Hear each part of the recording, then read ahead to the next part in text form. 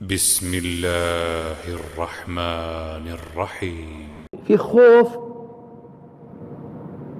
الشرك، أن يخاف غير الله كخوفه من الله، وما يسمى وأشد خوف السر. عارفين خوف السر؟ خوف السر أن يذكر صاحب قبر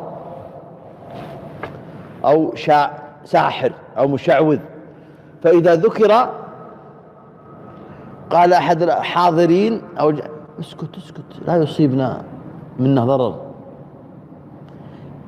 هذه الهمسة دليل على أنه يخشى أن ذاك يعلم الغيب ويعلم ما فيه فيصيبه بضرر، فهذا من أشد أنواع الشرك في الخوف، وهو خوف خوف السر، إنه يخاف خوف داخلي في سره.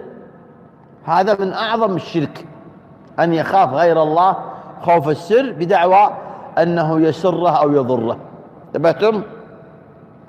فيه الخوف المحرم، أن يترك واجب لأجل هيبة إنسان، هذا من الخوف المحرم، كان يترك الصلاة أو يؤجل غير وقتها حتى يخرجها من وقتها أو غير ذلك مما يقع فيه بعض من عظموا الأشخاص أو الأعمال أو الوظائف، وهذا محرم.